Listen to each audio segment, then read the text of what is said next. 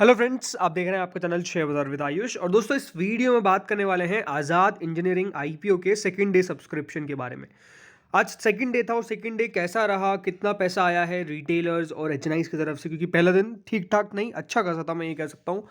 भली बाजार गिरा, उसके बावजूद भी पैसा अच्छा खासा आया, लेकिन सेकंड डे कैसा रहा है ये हम समझेंगे इस वीडियो में। एंड डेफिनेटली ये समझेंगे क्योंकि बाजार देखिए काफ़ी वॉलेटाइल है। ज़रूर आज एक बहुत शानदार रिकवरी हम कह सकते हैं देखने को मिली है, लेकिन ज़रूर दोस्तों, क्योंकि अमेरिका का सेशन जो था, राइट, कल का वो वीक था, बट आज कैसा रहता है उसका इम्पैक्ट मुझे लगता है कि बाजार पर देखने को मिलेगा कल के दिन।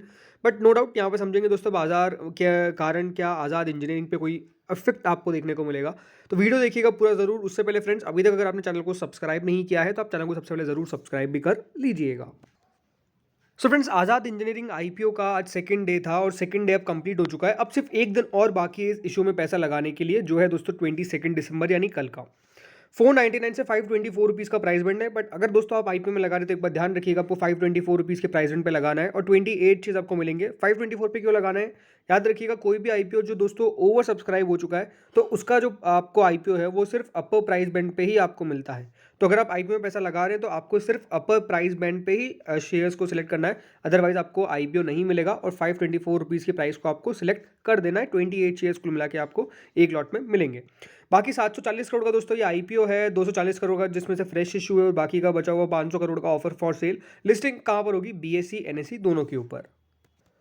दोस्तों, जो पहला दिन था वो कह सकते हैं ठीक ठाक था, क्योंकि अच्छा था। मतलब सिर्फ क्यूआईबी को अगर छोड़ दे तो बाकी सब तो बहुत शानदार मुझे लगा, क्योंकि ओनली 5% क्यूआईबी ने सब्सक्राइब किया था, लेकिन एचएनआईज ने 6.38 टाइम्स एंड जो रिटेल कैटेगरी थी वो 4.23 टाइम, एंड कुल मिला के जो इशू था वो 3.51 टाइम सब्सक्राइब हो गया था।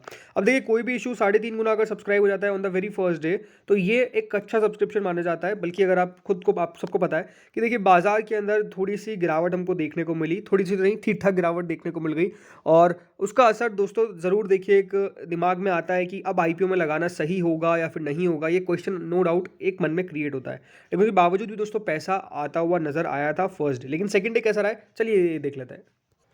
तो सेकंड डे दोस्तों, जो वो एकमात्र कैटेगरी जो फुली सब्सक्राइब नहीं हुई थी, जो क्वालिफाइड इंस्टीट्यूशनल बायर्स की थी, वो भी दोस्तों अब सब्सक्राइब हो चुकी है। नहीं, कुल मिला के क्यूआईबीज की कैटेगरी फुली सब्सक्राइब हो चुकी है 1.53 टाइम्स। कुल मिला के दोस्तों क्यूआईबीज ने अभी तक 224 करोड़ के आसपास दोस्तों इस इशू के अंदर अभी तक लगा दिए हैं। तो ये बात साफ दिखता है कि दोस्तों क्यूआईबीज काफी बड़े तरीके से सब्सक्राइब कर रहे हैं।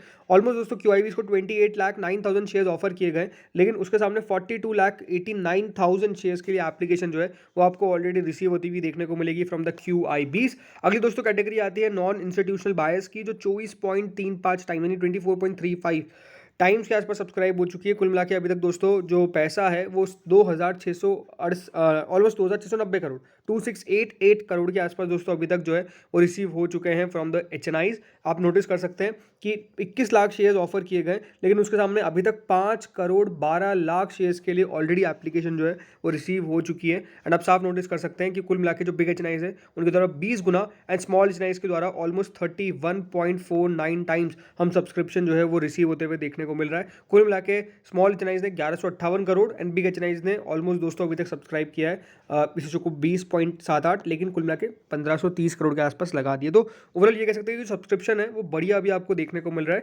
यहाँ पर एचएनआईज की तरफ से। अगली कैटेगरी आती है रिटेलर्स की, और रिटेलर्स भी कहीं पीछे नहीं है, 11.74 टाइम्स के आसपास इस इशू को अभी तक सब्सक्राइब कर दिया है। कुल मिला के रिटेल ने सबसे ज़्यादा पैसा लगाया अभी तक 3,023 करोड़ के आसपास का, जी हाँ, 3,023 करोड़ का आसपास का अभी तक पैसा लगा दिया है। कुल मिला के रिटेलर्स को 50 लाख शेयर्स, यानी अगर एक्यूरेट बताता हूँ तो 49,16,021 शेयर्स ऑफर किए गए, लेकिन उसके सामने ऑलमोस्ट 5,76,00,000 शेयर्स के आसपास हम कह सकते हैं कि यहाँ पर लगा दिए हैं बाय द रिटेलर्स। मतलब 5,76,00,000 शेयर्स के लिए अप्लाई कर दिया है और कुल मिला के 3,023 करोड़ के आसपास अभी तक इस आईपीओ के अंदर लगा दिए। कुल मिलाकर ये जो इशू है वो दोस्तों सिर्फ 2 दिनों में 11 गुना बढ़ चुका है, ऑलमोस्ट 11 से ज़्यादा ही गुना बढ़ चुका है, और कुल मिला के 5,962 करोड़, 5,962 करोड़ के आसपास अभी तक इस आईपीओ के अंदर रिसीव हो चुका है। तो सिंपल बात है कि दोस्तों सब्सक्रिप्शन काफ़ी शानदार है, मैं ये कह सकता हूँ काफ़ी ज़्यादा आपको शानदार सब्सक्रिप्शन देखने को मिलेगा। और कोई सी भी कैटेगरी हो, भले वो क्यूआईबी की हो, भले वो एचएनआई की हो या फिर रिटेलर्स की हो, हर कैटेगरी दोस्तों जो है वो सब्सक्राइब होती हुई देखने को मिली है, शानदार। तो सिंपल बात क्या है, देखिए आईपीओ की लिस्टिंग कैसी होगी, कहाँ पर होगी, वो देखिए बहुत सारी चीज़ें अफेक्ट कर देती है, जैसे आज बाजार ने करी आईनॉक्स की।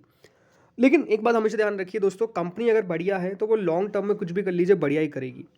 आईपीओ में ज़रूर दोस्तों आपके पास एक चॉइस है, राइट? चॉइस क्या है कि क्या आपको आईपीओ में पैसा लगा के अलॉटमेंट के साथ डेफिनेटली रिस्क लेना है, क्योंकि जब आप कोई भी देखिए आईपीओ में लगा रहे तो नो डाउट आप रिस्क को इनहेरिट तो कर ही रहे हैं। ऐसा थोड़ी कि आप बिना रिस्क के खेल जाएंगे, रिस्क तो हर जगह रहेगा देखिए, राइट?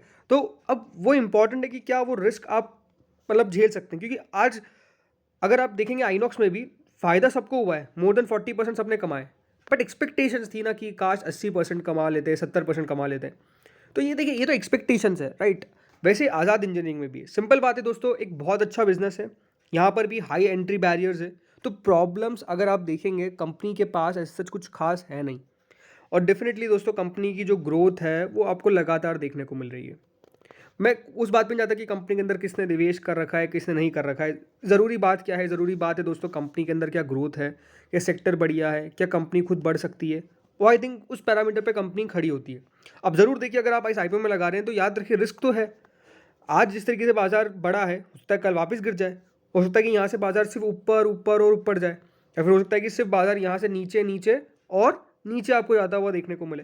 तो जब दोस्तों बाजार ऊपर और नीचे का रिस्क रहेगा तो आपके पास क्वेश्चन यही है ना कि आपको लगाना है कि नहीं लगाना है। तो वो रिस्क तो आपको लेना पड़ेगा, लेकिन मुझसे पूछेंगे तो मैं ज़रूर इस आईपीओ में लगाऊंगा। मुझे लगता है कि कंपनी ठीक है, पैसा लगाने लायक लगती है, अलॉटमेंट आना भी वैसे भी मुश्किल है यहाँ पे, बट आ गया तो बढ़िया है, ठीक है। तो ये इंपॉर्टेंट बात है जो मुझे यहाँ पे साफ साफ नज़र आती है। अगर बात करता हूँ करंट ग्रे मार्केट की, तो current grey market no doubt देखिए नीचे आई है, ऑलमोस्ट 67% के आसपास करंटली ग्रे मार्केट अभी आपको ट्रेड करते हुए देखने को मिल रही है।